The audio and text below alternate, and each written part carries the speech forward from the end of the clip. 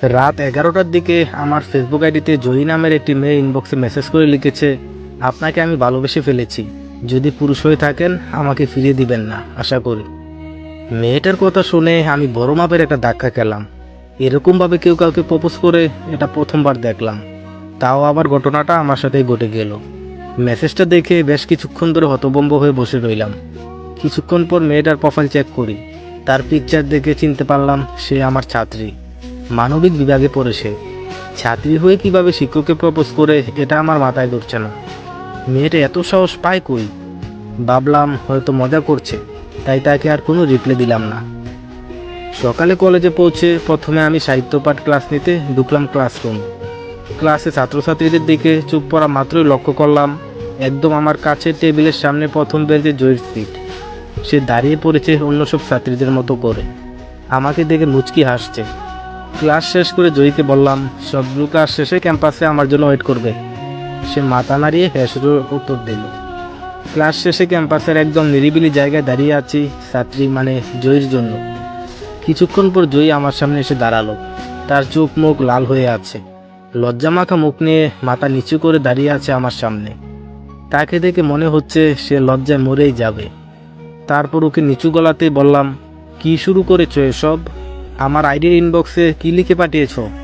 এটা শুনে ওর লাল হয়ে যাওয়া লজ্জামাখা ভাবটা দূর হয়ে গেল এবং হাসিমুখে মিষ্টি স্বরে বলল, কই স্যার, কি লিখেছি? কিছুই তো লিখিনি স্যার। ওর কথা শুনে চোখ পাকিয়ে বললাম, মিথ্যা বলো না, স্যারের কাছে মিথ্যা বলা গুরুতর অপরাধ। ও বলল, কসম স্যার কিছুই লিখিনি। আপনাকে কি লিখতে যাব? যা লেখার দরকার তা তো সামনাসামনি আপনাকে বলতে পারি। এই যেমন, আপনি দেখতে খুবই হ্যান্ডসাম, নায়ক সালমান শাহর মতো। আপনি অনেক সহজ করে পড়া বুঝিয়ে দেন। আপনি অনেক মজার মানুষ। আর কি বলবো স্যার? এসব শুনে রাগী সুরে বললাম, চুপ, আর বলতে হবে না, তুমি আসতে পারো। আমার ধারণাই ঠিক, সে মজা করছিল। ফাজিল মেয়ে একটা। কলেজ থেকে বাড়ির দিকে ফিরছি, হঠাৎ জয়ী রিকশায় করে আসছিল। আমাকে দেখে রিকশাটা থামিয়ে বলল, স্যার রিকশায় উঠে পড়ুন, আমরা বাসা বদলিয়েছি। আপনার বাসার ঠিক সামনের বাসাতেই উঠেছি। নিন উঠুন রিকশায়, একসাথে যেতে পারবো। টাকা চিন্তা করবেন না, আমি দিব। আমিও বেশি কিছু না ভেবে রিকশায় উঠে পড়লাম। রিকশা চলছে তার আপন গতিতে। জয়ী বারবার আমার গায়ের সাথে একটু একটু করে চেপে বসেছে। বুঝলাম তার গা ঘেঁষার স্বভাব আছে। কিছু বললাম না। যখন তার হাতটা আমার কাঁধে রেখে শক্ত করে চেপে ধরল, তখন রাগী সুরে বলে উঠলাম, কি ব্যাপার, এমন করছো কেন? কি হয়েছে তোমার? এমন করা তো ভালো স্বভাব নয়। জয়ী তীক্ষ্ণ গলায় জবাব দিল, কই কেমন করছি স্যার? রিকশাতে বসলে গায়ে একটু ছোঁয়া লাগবেই, এর জন্য এমন করতে হবে নাকি আপনার? রিকশাতে বসলে গায়ে একটু ছোঁয়া লাগবেই, এর জন্য এমন করতে হবে নাকি আপনার? আপনার কি সুরসুরি আছে স্যার? আমি নিচু সুরে বললাম, হ্যাঁ আছে। জয়ী বলল, তাহলে তো আরো ভালো, মজা হবে। আপনি সোজা হয়ে বসুন।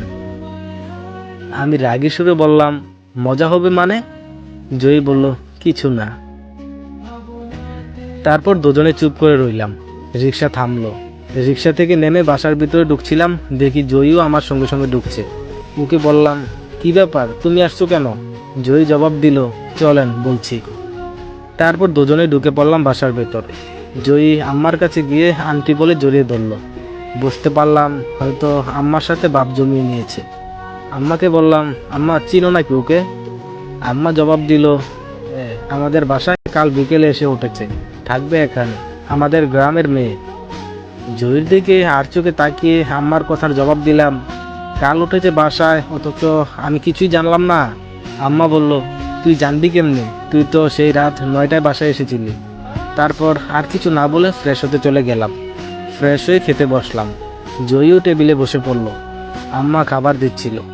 জয়ী কেমন এক দৃষ্টি নিয়ে আমার দিকে তাকিয়ে দেখছিল বারবার, আবার মুচকি মুচকি হাসেও। সে খাচ্ছিল আর আমাকে তাকিয়ে তাকিয়ে দেখছিল। বুঝলাম এর হাবভাব খুব একটা সুবিধার না।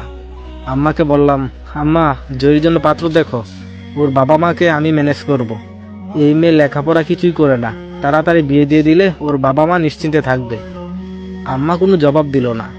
জয়ী আমার কথাকে পাশ কাটিয়ে আমাকে ডিফেন্স করতে কাঁচামরিচে কামড় দিতে দিতে জড়তা মাখা কণ্ঠে বলল, আন্টি পাত্র দেখে কি হবে, তোমার ছেলেটাই তো আমার জন্য পারফেক্ট, তাকে বলো আমাকে বিয়ে করতে। জয়ীর কথা শুনে অবাক হলাম। পেটের নাড়ি বুড়ি কেমন যেন নড়ে চড়ে উঠছিল, চোখ খালি পিটপিট করছিল। আমার অবস্থা দেখে জয়ী ফিক করে হেসে দিল। আম্মা তো জয়ীর কথা শুনে শুধু মিটিমিটি করে হেসেই চলছে। পানি খেয়ে গলা জেরে কাশি দিলাম। আম্মা বলে উঠল, সেই কপাল কি আর আমার আছে বল? ওকে কতদিন বলেছি এবার বিয়ে করে ঘরে বউ আন। কে শুনে কার কথা? বলে সময় হলে বিয়ে করব। তুই বল জয়ী, কবে ওর বিয়ের বয়স হবে? বুড়া হয়ে গেলে হবে? জয়ী বলল, আন্টি এজন্যই তো বলছি আমাকে তোমার ছেলের সাথে বিয়ে দিয়ে দাও, আমাকে তোমার ছেলের বউ করে নাও। জয়ীর কথায় আমার প্রচণ্ড রকমের রাগ হলো। রাগে মাথা তো গরম হলোই, কানও গরম হয়ে গেছে। খাবার টেবিল থেকে উঠে গেলাম। রাতে ফেসবুকে লগ ইন করে আমার আইডির মেসেজ বক্সে দেখি জয়ীর মেসেজ দিয়ে পূর্ণ।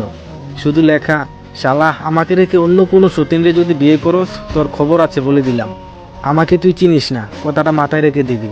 এই টাইপের কতগুলো মেসেজ শুধু পাঠিয়েছে। এসব পরে তো আমার মেজাজটা সেই মাপের গরম হয়ে গেল। রাত তখন 1:25, লাইট বন্ধ